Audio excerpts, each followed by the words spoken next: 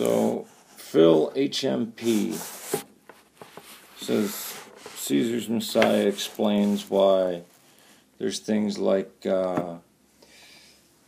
render unto Caesar what's Caesar's, that which is Caesar's, turn the other cheek, and love thy enemy.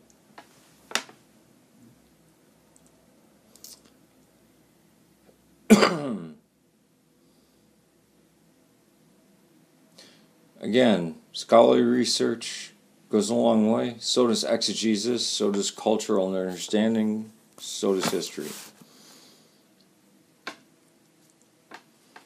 Render unto Caesar that which is Caesar's was a fuck you to the Roman Empire. It basically said Caesar doesn't lay claim to anything except these coins. This isn't his land. I mean, why do you think the disciples were ready to pick up swords and start fighting? And not to mention you have multiple different authors. New Testament absolutely does not endorse slavery. In fact, authentic Pauline letters are absolutely against slavery. In fact, when Ireland, when Christianity came to Ireland, you had to free your slaves in order to be baptized. And within a generation, there were no more slaves in Ireland. And then Pictland, which, as the Irish basically, because you say evangelized it, got rid of their slaves, and Christianity wound up ending slavery as the Roman Empire became Christian. So don't really see that.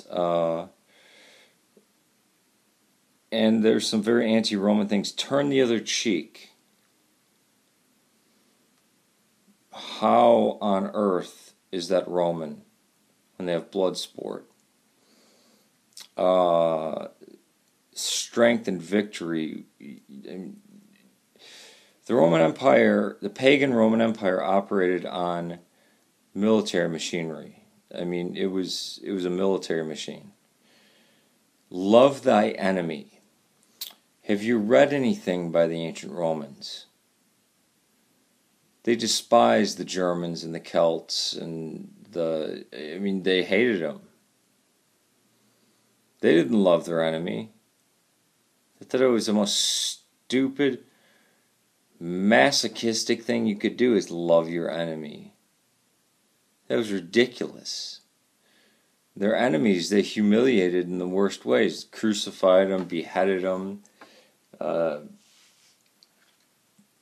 hanged them. Not break their neck. I mean, they'd actually, when they hanged them, you strangled, you were twisting and strangling to death. It was very long and painful.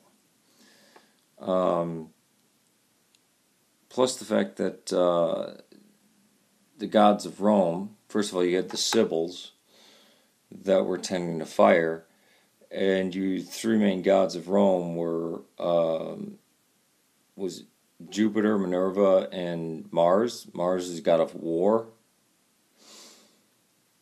Monotheism. Why not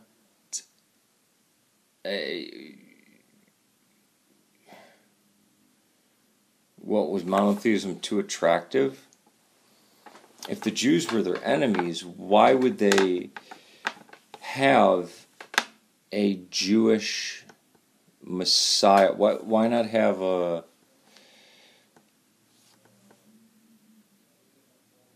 I mean, it's just ridiculous. None of these are... These run counter to Roman society. In New Testament, show me where it endorses slavery.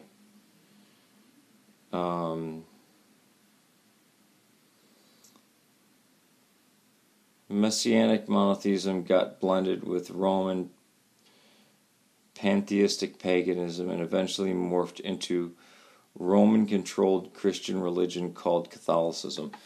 No, actually, Catholicism meant that all the apostles agreed and that free, slave, man, woman, old, young, rich, poor, all could be Christian and all were equal in the sight of God.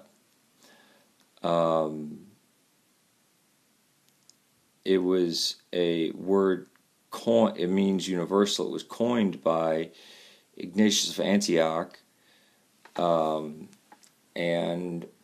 Rome was not the center of the Catholic Church or of Christianity. Rome was a backwater.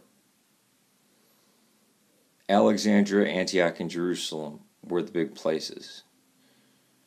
And then the capital moved to Constantinople, and that was a big place. Rome was a backwater until after the Dark Ages.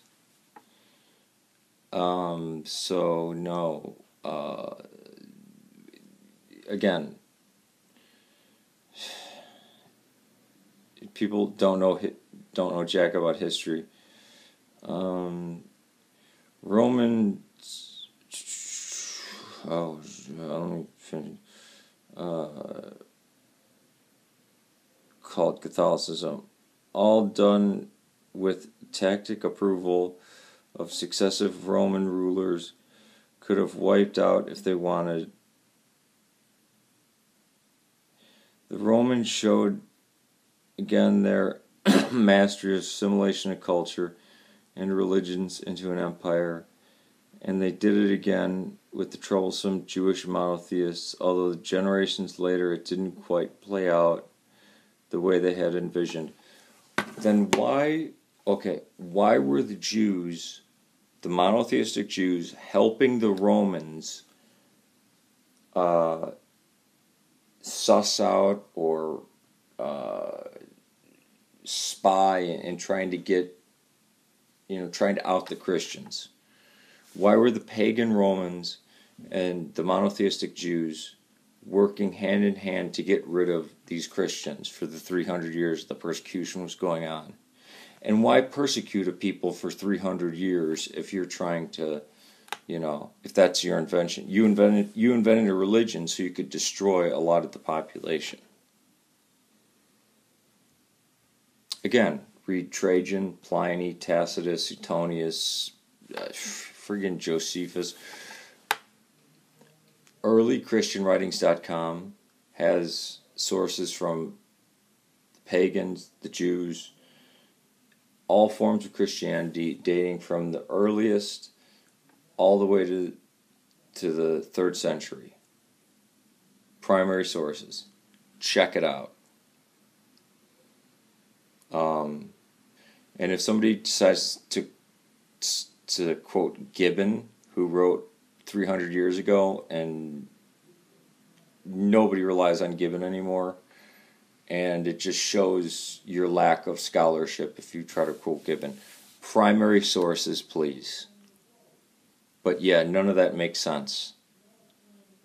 Just why would they do that? Why would they invent something counter to what they believed, and then work with monotheistic Jews to wipe these people out for 300 years?